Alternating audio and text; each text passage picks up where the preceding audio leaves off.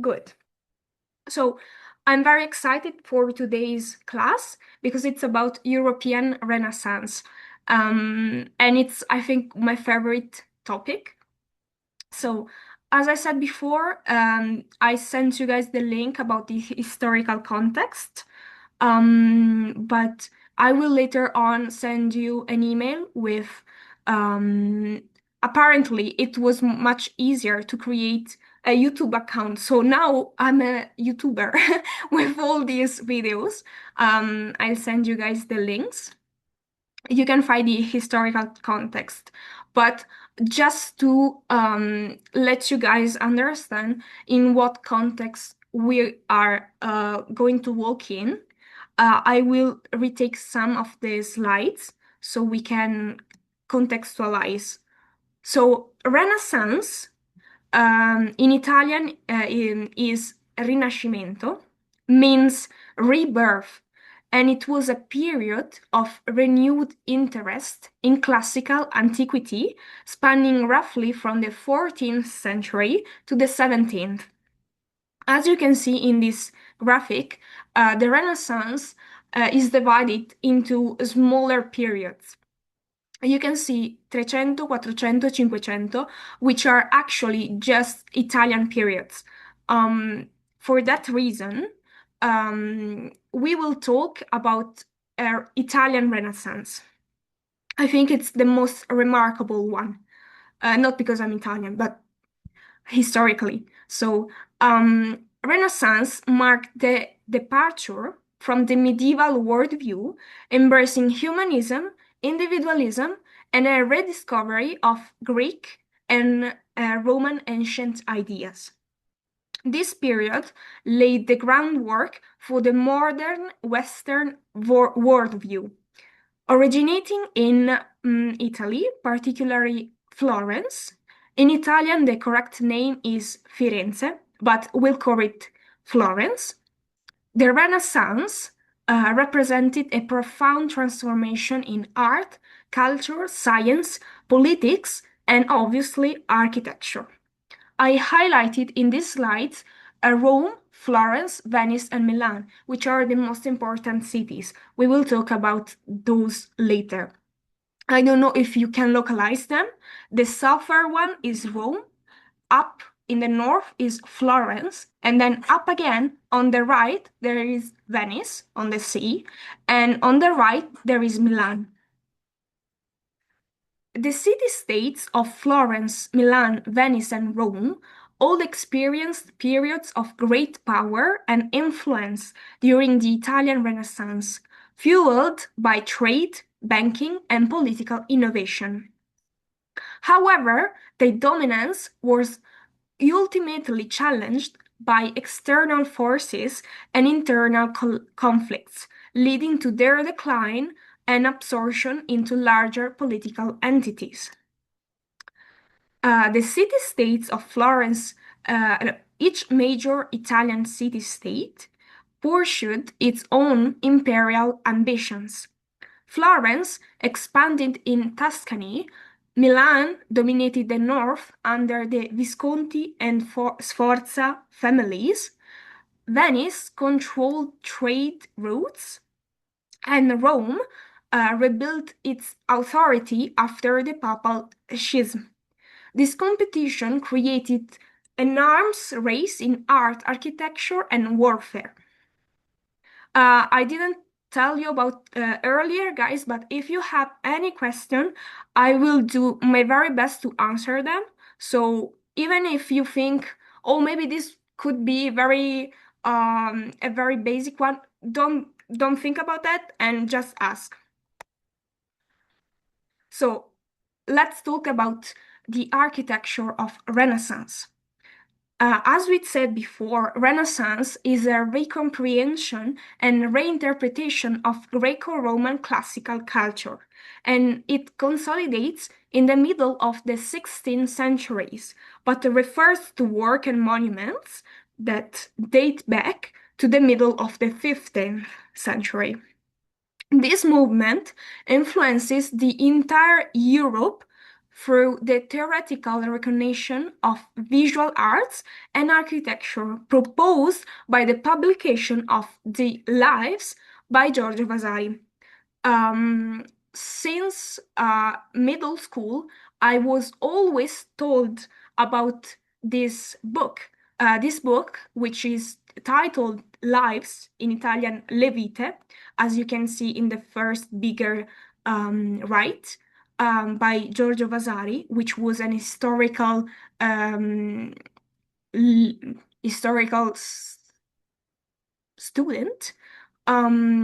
He talked about all of the most important artists, architects, sculptures, and stuff. And he is very critical. He is very critical, and you can understand a lot because he was living. Meanwhile, these artists were living. So even if it's a bit subjective, it's still one of the most important books we have. Okay, so obviously the architecture of Renaissance, whose origins and initial development are specifically linked to Italy, has motivation not only cultural, but also political, social, and religious. It finds its origin in Tuscany, where the recovery of classicism and classical culture had already had in Nicola Pisano, a true protagonist, and then confronts the general situation of the Italian and European context, in particular at the religious level, with the Protestant Reformation of 1529. Finally, um, we have the rise of the architect as other artist, as author. So, since this is a very remarkable thing, historical thing, I have structured the presentation in a different way than usual. We'll talk about the general style of architecture here, and then in the second part of the lecture, we'll talk about specific architects. Before the Renaissance, builders were seen as anonymous craftsmen. The Renaissance elevated the status of the architect as learned professional, often involved in the intellectual discourse of the time. It signifies a shift from anonymous masters masons to named learned architects who were increasingly seen as authors of their creations. Figures like Filippo Brunelleschi about the Florence Cathedral dome that we'll see later, and Leon Battista Alberti, author of the De Rea Aedificatoria. We can see here the Filippo Brunelleschi, and the other one is Palladio, and up it's the Rea Aedificatoria. Establish architecture as an intellectual pursuit. Remember, intellectual pursuit tied to geometry, proportion, and philosophy. These are the key terms of Renaissance: geometry, proportion, and philosophy. From this on, the architect will be seen as the one who we will not just see a particular architectural style and that's it. We'll see literal masters who are known for their particular work. As we can see here, the evolutionary tree goes from the 20th century, since the 2000, we can say, and all in these different bubbles, we can see different styles, but in the smaller words are all artists, are all architects. And this comes from the Renaissance. But for architects and artists to be seen and to have work, there is a very important figure, and this is the patron. The church, particularly in its form of papal power and the affirmation of urban societies with their buildings and their economic development, are central in the Renaissance Italy, particularly 400 and 500, which are the 15th and the 16th century. This has particularly concerned urban centers such as Florence, Rome, Milan, and Venice. The correct names are Firenze, Roma, Milano, e Venezia, but we'll call it in English. And other cities, which were a lot smaller, but were seats of very important signorie. Signorie is the Italian term which cannot be translated for all those aristocratic families that were patrons, we can say. And these smaller cities were Ferrara, Urbino, Bologna, and Pisa. Pisa is the one with the inclining tower, and many others. In addition to urban buildings, one must also think of the works built outside the cities, such as castles, villas, and country palaces, and all the religious architecture, such as churches and papal places, and the papal seat of the Vatican. So we can see here in the image, I've put a video up in the top right that talks about that. But we can see two main patrons of that time. We can see Federico da Montefeltro, which was painted by Pietro della Francesca, which is an important painter, but we will not talk about him, which is the patrons of Urbino. And then there is Baldassare Castiglione by Raffaello, which is a very important one too. So about painters, Renaissance architecture was far more than style. It was a reflection of power dynamics, intellectual evolution, and religious transformation.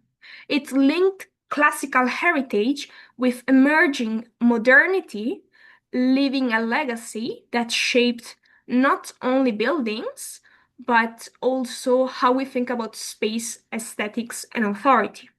But this key concept, just like the perspective, the proportion, the balance, it's not just about architecture, because as this course is called Global History of Architecture and Design, architecture and art are strongly related to each other.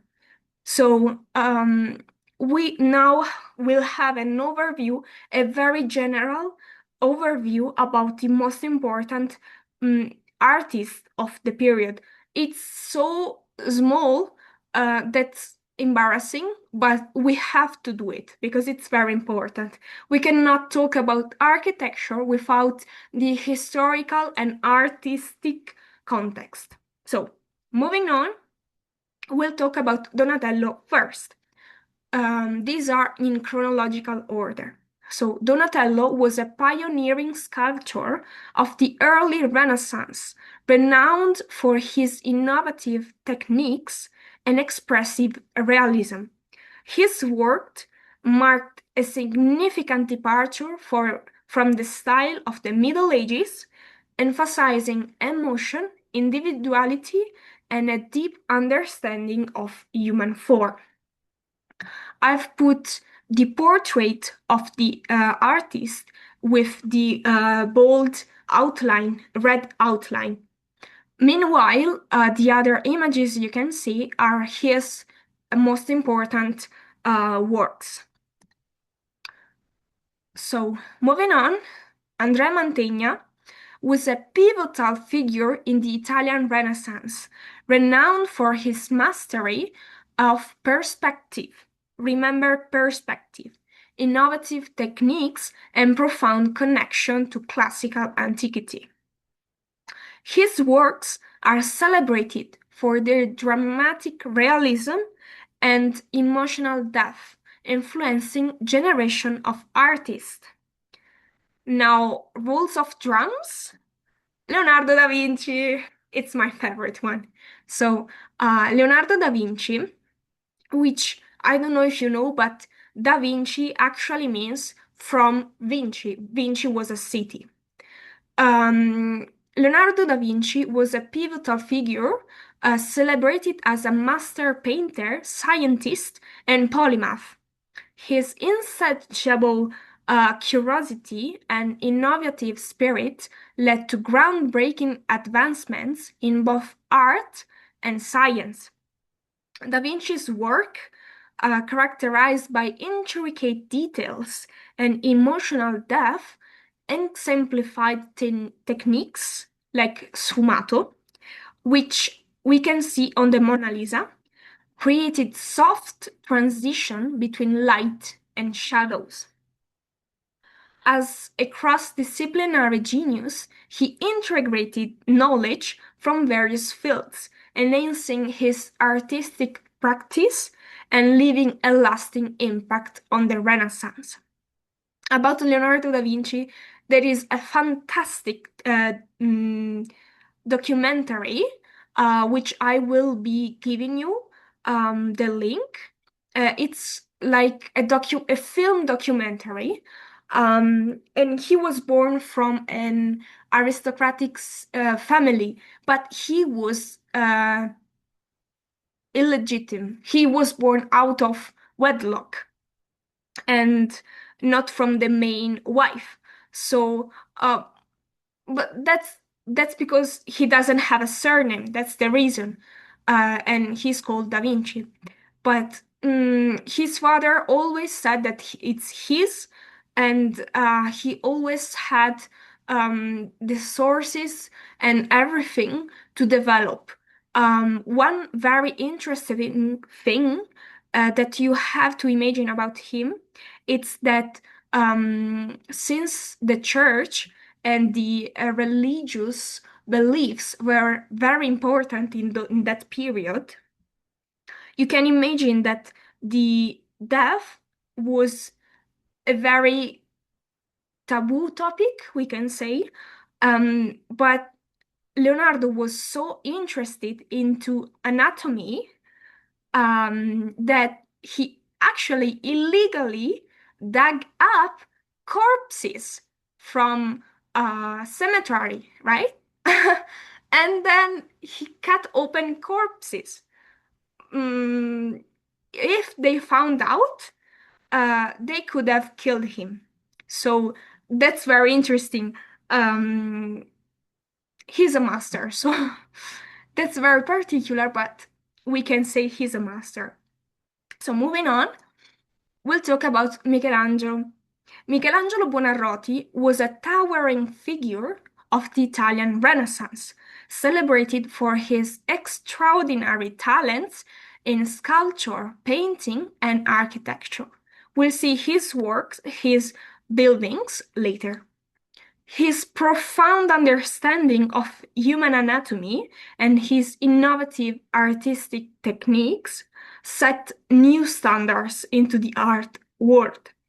Renowned for works such as the David, we can see here, and the Sistine Chapel ceiling down. It's very big, guys.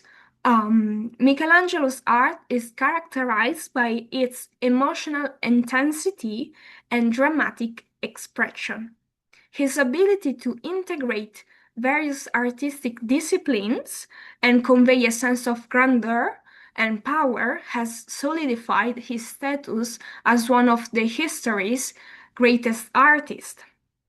Another thing that we have to know about Michelangelo is that he was not liked. He was a very there's no a delicate word to say it, but since it's a recording, I will not say it, but it's a bad word. Nobody liked him. Nobody wanted to work with him. Nobody wanted to talk with him. He was very bad. He was a genius. He knew he was a genius and he acted like one. Um, as you can see down, it's very small, but it gives an idea of how complicated it's the ceiling down in the Sistine Chapel. He worked for that for 4 years, which actually, guys, it's not a lot because one, it's a ceiling, so you have to work uh, against gravity, and you cannot imagine how big this is. I went twice to see that. It's in the Vatican museums in Rome. Guys, it's I don't know how many square meter it's big, but if you think it's big, think twice. It's twice as big as you can think. Anyway, nobody liked him, but he is a genius. And there is a saying in Italy that you can only like one artist between Michelangelo and Leonardo. I prefer Leonardo, but you can choose. Moving on, we'll talk about Raffaello Sanzio. Maybe you heard of him as Raphael, but we'll call it with his real name. Raffaello Sanzio was a master painter and architect of the Italian Renaissance, celebrated for his clarity, grace, and harmonious composition. As you can see in the slides, he was very young. He died very young, and at like uh, 37 years. So his works are a lot less than the others. But the most iconic one are here. His works features a balanced proportions and serene beauty, often set against classical architecture. Raffaello's skills in conveying complex narrative with clarity and symmetry solidified his status as a leading figure of the High Renaissance. His use of soft, warm color palettes enhances emotional resonance, fostering a sense of calm and unity. Through innovative techniques and humanist iconography, Raffaello left a lasting impact in the art world, influencing generation of artists. We can say this phrase for each of these artists, but I want to say it each time because we are just nominating them, but there are a lot of other painters which are amazing. Their work is amazing, and but these are the masters, the top of the top. Okay. Tiziano, in English, I think it's called Titian, but we call it Tiziano.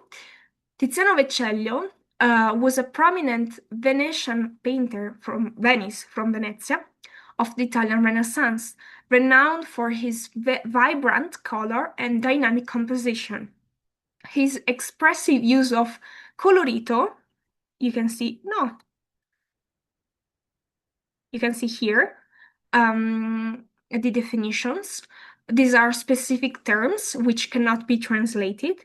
His expressive use of colorito conveyed form and emotion, while his loose brushwork and mastery of Venetian light is a very big thing in paintings.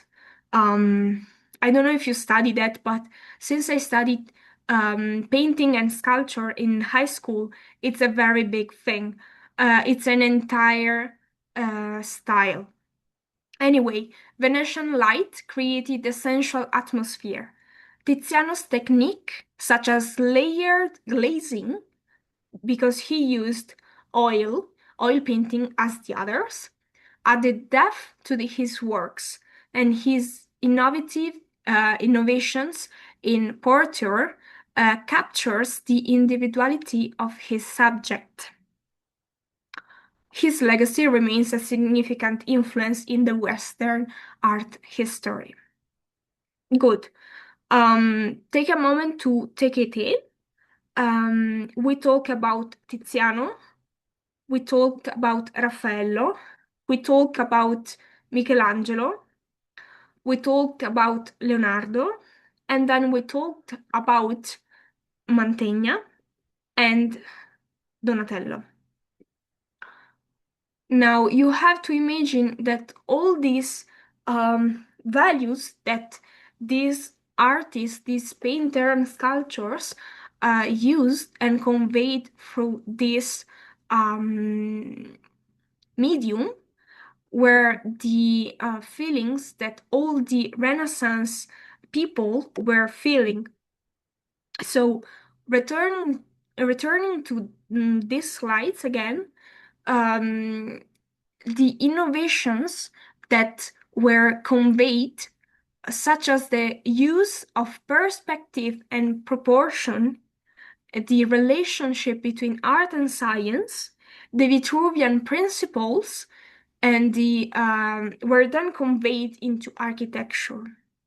Innovation included the use of domes, pilasters, symmetrical facade, and classical orders like the Doric, Ionic, and Corinthian, the one we talk about the second class.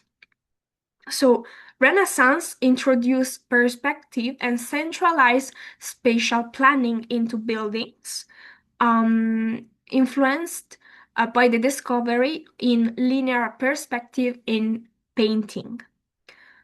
Brunelleschi's dome over the Florence Cathedral exemplified the boldness of Renaissance engineering and design. Okay, so before starting with the different qualities of the architecture, we have to say that the architecture and the buildings we'll see today, are about two main topics, main parts, main. I don't have the word, but different style with civic architecture and religious architecture.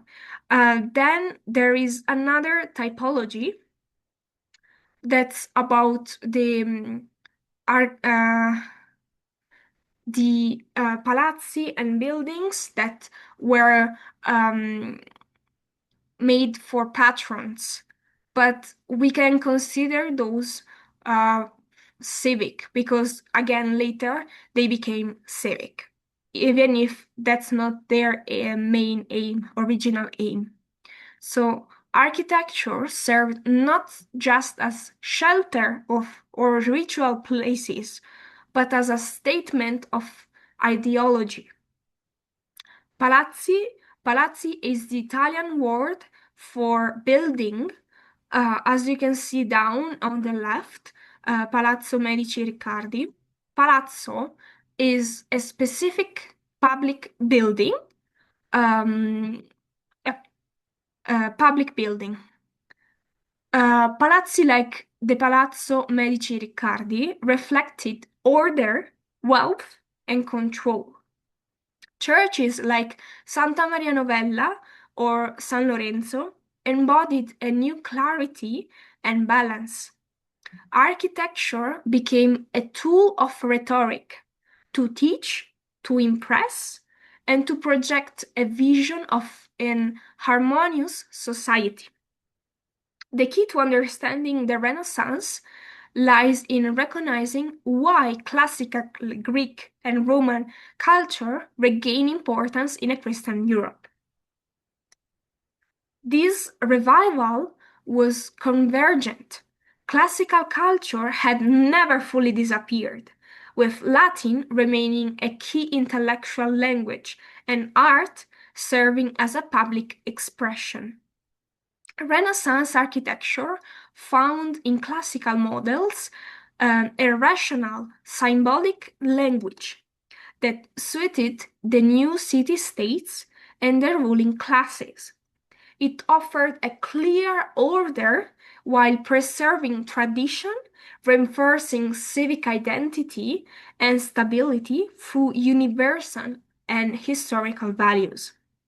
So that's why there's a revival of classicism. Again, architecture was a statement of an ideology. It became a tool of rhetoric, and it was used for reinforcing civic identities for the different city-states of Italy. We can see here the different key events. Good. So now this is a very important topic. The Renaissance fostered urban planning ideals exemplified by Pienza 1459 and Palmanova 1593. We'll see it later. Alongside a renovation project like Ferrara, you can see the painting here. These initiatives reflected a broader interest in the ideal city, a concept explored in urban planning treatises that envision cities embodying the divine harmony through geometry and axial alignment. While rarely realized, Pienza under Pope Pius II exemplified this vision, as architects believed that where order spaces could inspire civic virtue. So, as said before, architecture is a tool here, a statement of ideology. And since the new research and innovation through the whole Renaissance, people thought that the ideal cities that were embodying divine harmony, geometry, axial alignment, uh, mm, and so the beauty of urbanism and architecture could inspire civic virtue, could inspire people to be better. This is a very important thing because that's not totally false. Where there is beauty, people go more happily. Meanwhile, where a place is more discarded, whereas there is already misery, people tend to take less civic virtue.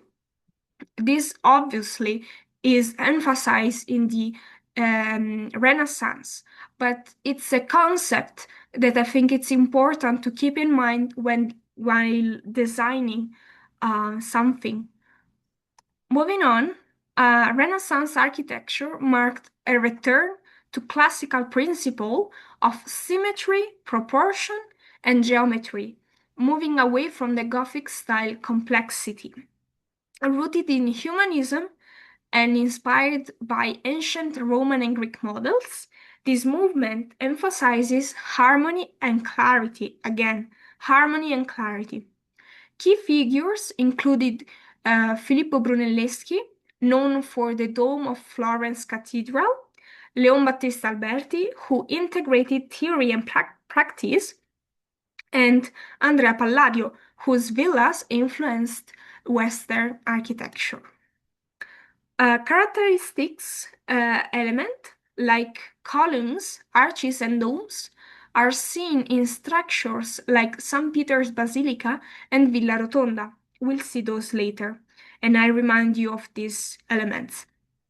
The use of durable materials such as bricks and marbles, along with refined construction techniques, enabled ambitious designs. So we'll start by seeing these ambitious designs. One of these is Sabbioneta. The urban evolution settlements in the 16th centuries was closely tied to political organization, with cities reflecting power of ruling families. The invention of gunpowder necessitated fortified cities with walls, bastions, and citadels to defend against artillery, leading to rigid, geometric urban plans: square, pentagonal, hexagonal, octagonal, or star-shaped. Sabioneta, refounded between 1560 and 1584 by Vespasiano Gonzaga, the Gonzaga family ruled in Mantova in this period. Mantova is in the Lombardy region, the highlighted one, but it's on the border with Veneto, which is my region, and it's very near on the south southeast border. Sabioneta served as a fortified city court that balanced cultural refinement with a productive community. Designed by Gonzaga, its orthogonal street layout as the Roman one and irregular polygonal walls reinforced with bastions that were strategically planned. Overall, the Sabioneta project is viewed as a partial failure of the ideal city concept. It's more like a whimsical toy out of scale than a practical urban design. We'll now see Palmanova, which is amazing. It seems fake, but it's not. Palmanova, established by the Venetian Republic, Venezia, the Venetian Republic was called the Serenissima. It's very important, but we don't have time to cover it. Just remember that Venice was a very important city throughout all the Renaissance, and it's one of the five maritime cities of Italy, and it's called La Serenissima, which means the most serene. The Venetian Republic established Palmanova in 1593 and was designed as a fortified model city to defend against the Ottoman threats. As you can see in the map, Palmanova is not even in Italy nowadays because the borders shifted. So now it's in Slovenia, but I put Dalmatia, which is the region name. Yes, its unique nine-pointed star layout, created by Vincenzo Scamozzi, features a radial street conveying at a central hexagonal piazza. Piazza is a plaza, symbolizing order and authority. Surrounded by three concentric rings of walls and equipped with bastions and moats, Palmanova showcased advanced military engineering. Key structures, including the governor's palaces, and cathedral, highlight its dual military and civic purpose. But as before, it's better than Sabioneta. Sabioneta was a failure of the ideal city because it was not balanced, because it was not symmetrical. Palmanova, it's considered better, but despite its innovative design, the city struggled to attract residents, permanent residents, representing both a military utopia and a statement of state power. Another important urban architecture, we can say, it's the gardens. The Italian gardens are a lot important. So we'll see three. After these three, we'll take a short break and then we'll start again. So I'll be very fast. Maybe we can even skip this one. We can go directly on this one. The Villa d'Este in Tivoli, designed by Piero Ligorio for Cardinal Ippolito II d'Este, which was a religious figure, stands as a masterpiece of Renaissance landscape and landscape architecture, drawing inspiration from ruins of nearby Villa Adriana, the Roman one. Ligorio transformed the sloping terrain into a series of dramatically terraces enriched with fountains, grottos, and intricate water features. The villa originally boasted numerous statues, some salvaged from Hadrian's villa, which added to its classical ambience.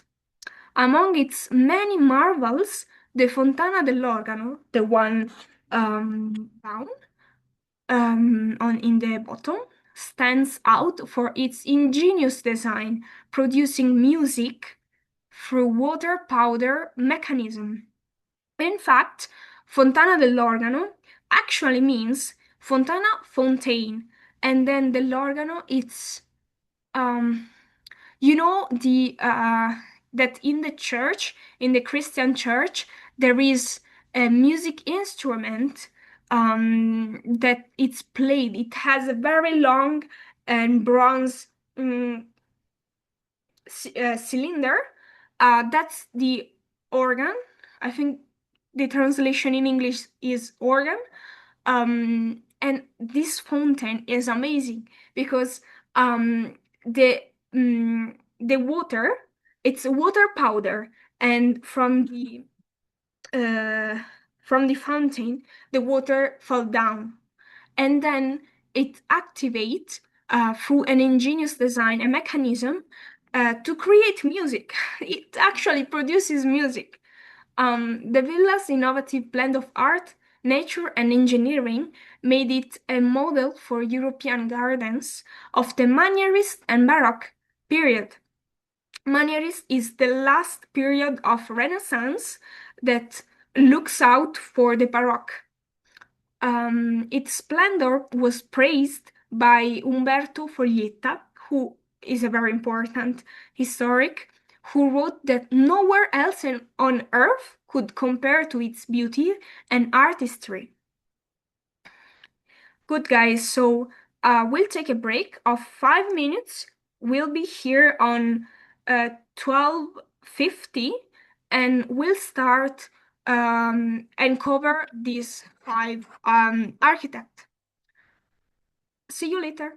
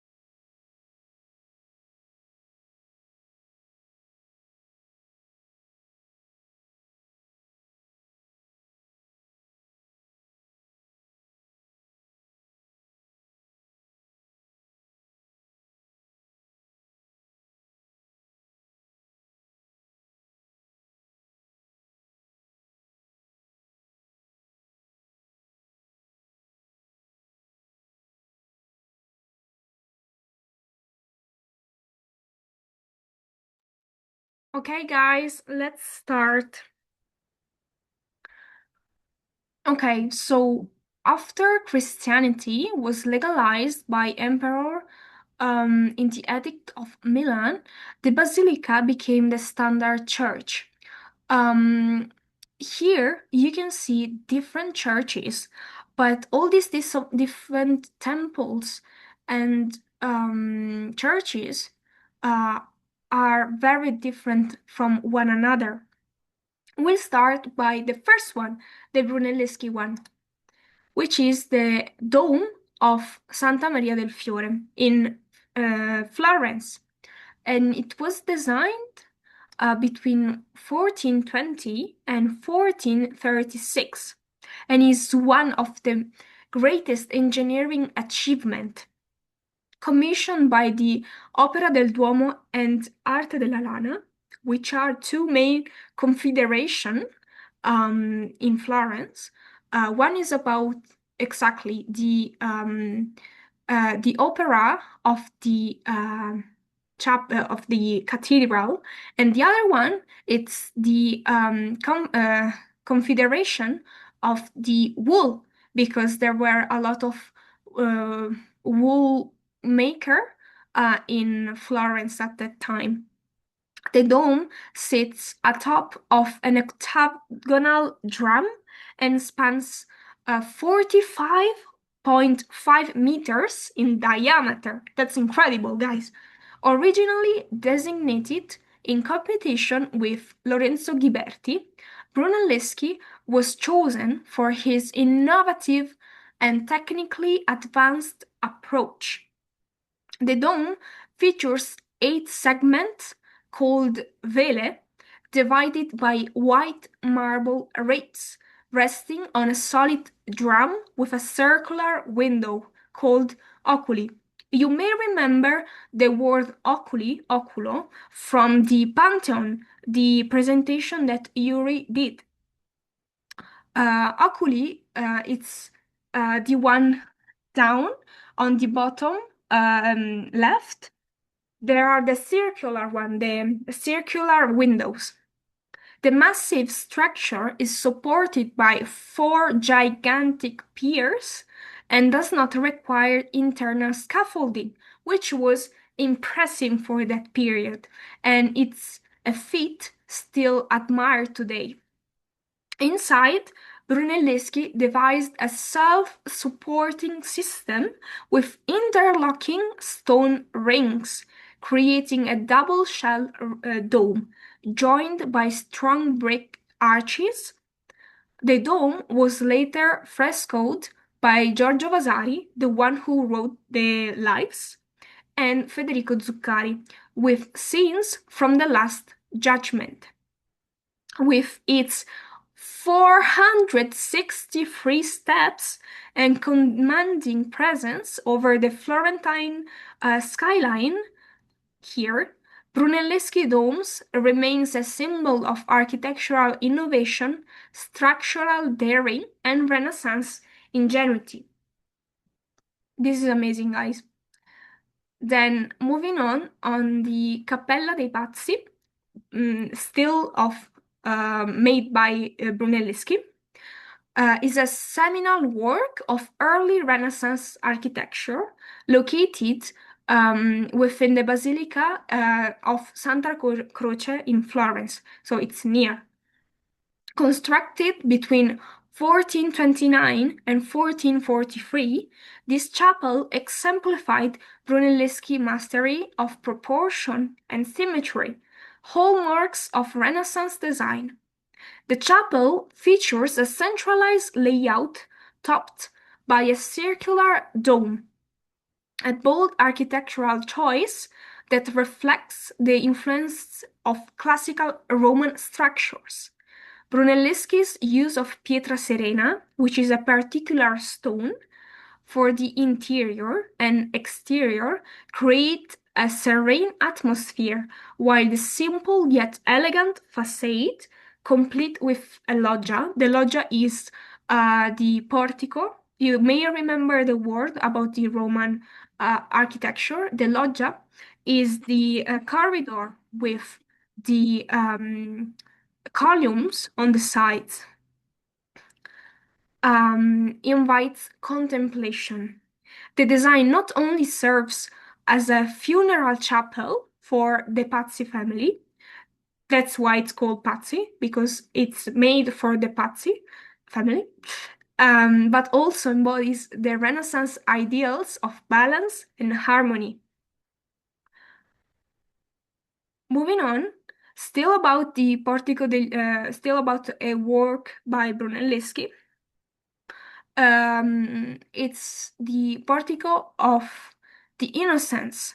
It's still located in Florence, and the construction started in 1419 as a part of the Ospedale degli Innocenti, a foundling hospital. What are these Innocenti? The Innocenti, the Italian word for innocence, were the orphans. This portico this portico is characterized by a series of elegant arches supported by Tuscan columns, showcasing Brunelleschi's mastery of symmetry and proportion. The design reflects classical principle and geometrical clarity, marking a departure from Gothic styles. The Portico degli Innocenti has greatly influenced subsequent architectural developments, embodying the ideals of beauty and functionality, while representing a shift towards humanism in the built environment. Let's change the architect. Now we are talking about Leon Battista Alberti. The Tempio Malatestiano, designed by Leon Battista Alberti, is a significant architectural work located in Rimini, Italy. You can see in the map. Construction began in 1450 and continued into the 16th century, marking it as an early example of Renaissance architecture applied to a church setting. So, this is the start of religious architecture for the Renaissance period. The temple features a classical facade adorned with Corinthian columns and a prominent triangular pediment. You can see the top one, which is a triangular one, creating a sense of grandeur and elegance. While it primarily reflects Renaissance ideals, the design also incorporates Gothic elements, showcasing a transitional style. The interior is richly decorated with frescoes and sculptures, further enhancing its artistic significance. The Tempio Malatestiano, emphasizing symmetry, proportion, harmony, establishing itself as a landmark in architectural history, influencing the design of subsequent churches and religious buildings, marking the shift from Gothic to Renaissance. Still of Leon Battista Alberti, we can see the Palazzo Rucellai, which is an iconic example of early Renaissance architecture, this time located in Florence. Completed in 1451, the palace features a distinctive five-story facade characterized by a clear horizontal division that enhances its grandeur. Alberti employed pilasters in three classical order: Doric, Ionic, and Corinthian, creating an harmonious visual rhythm. The ground is rusticated, providing a sturdy base that transition to smoother upper stories, while the centralized entrance is accentuated by a prominent arch. This design emphasizes symmetry and proportion, reflecting classical ideals that were central to Renaissance movement. I put a detail of the facade here on the bottom left because this palace is the start of a particular building exterior style, which is called bugnato. Bugnato is a particular Italian style of the uh, we can say fake bricks you can see on the facade. There are different types of bugnato. This is the classical bugnato. Moving on, we are now talking about the Tempietto di San Pietro in Montorio. As you can see, I've put the original name in Italian. I think that's the correct things to do. Um, it actually means Tempietto is a small temple of San Peter in Montorio. Montorio is a particular zone, place in Rome. The Tempietto di San Pietro Montorio, designed by Donato Bramante, is a celebrated architectural gem located in Rome, Italy. Construction began in 1502 on a site traditionally believed to be the original location of St. Peter's crucifixion. Crucifixion. He died there. The small temple features a circular plan. We can see up in the blue one, symbolizing perfection and eternity, and is characterized by its Doric columns that support the domed roof. The facade is simple yet elegant, showcasing harmonious proportions that reflects the ideals. As a masterpiece of its time, the Tempietto is regarded as a precursor to Baroque design, and has significantly influenced the architecture of churches and memorials, embodying classical principle of symmetry and beauty. We'll talk about Baroque in the next class, but we can see some traces from the interior. Sorry, guys, a moment.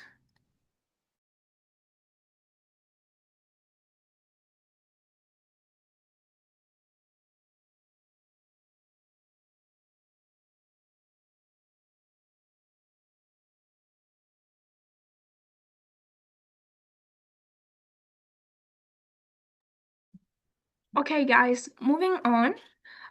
We'll talk about Piazza del Campidoglio.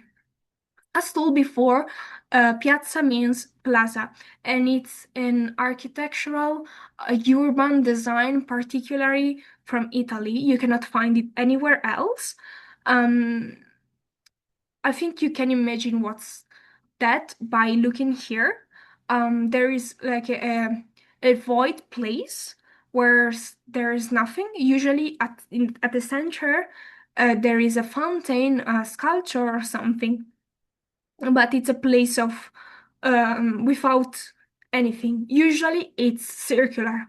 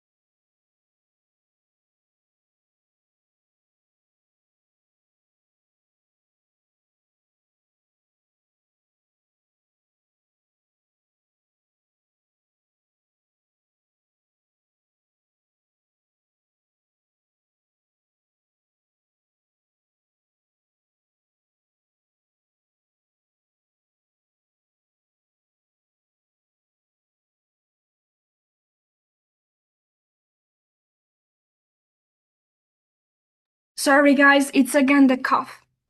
So, talking about Piazza del Campidoglio, it was commissioned in 1536 and it embodies Renaissance ideals through its innovative triangular layout, which is distinct from traditional square designs.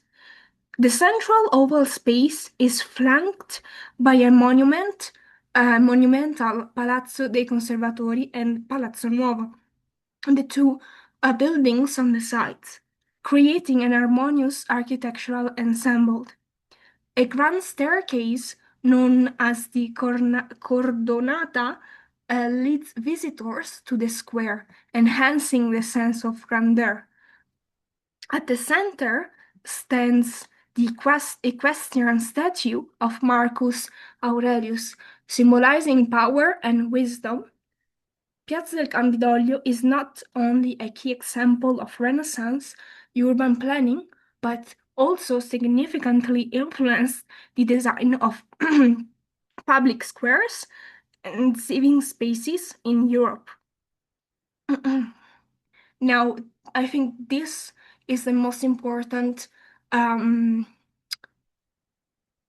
project of the Renaissance.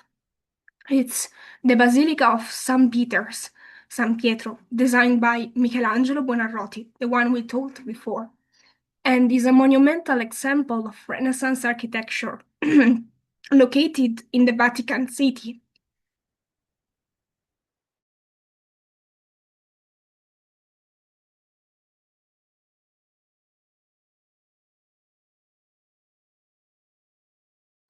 Construction began in 1506 and concluded in 1626, with Michelangelo's design featuring a grand central dome that dominates Rome skyline. The basilica's Greek cross plan emphasizes the central altar, symbolizing the Christian faith.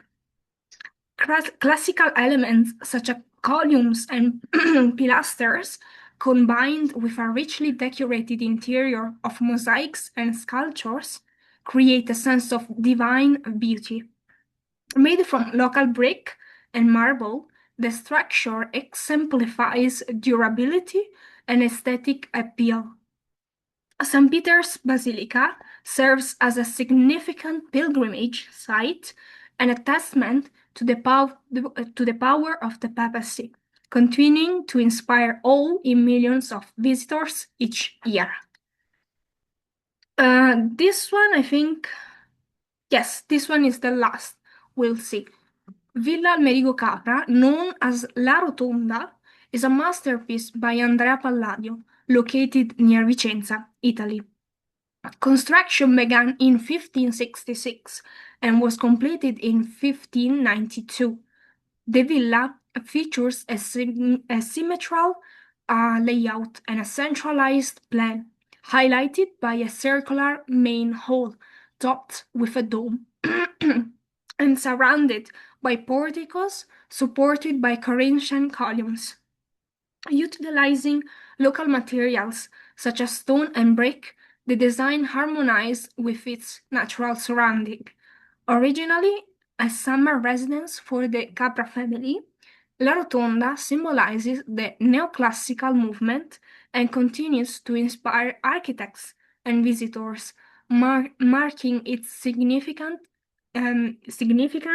in architectural history. Guys, we finished, and for the next week, you have still the assignment from Baroque to Eclecticism. I'm sorry that this last part I'm talking like this. Apparently, I am allergic. I did the allergy test, and I'm waiting for the results. Thank you so much, and sorry again. I'll see you next week.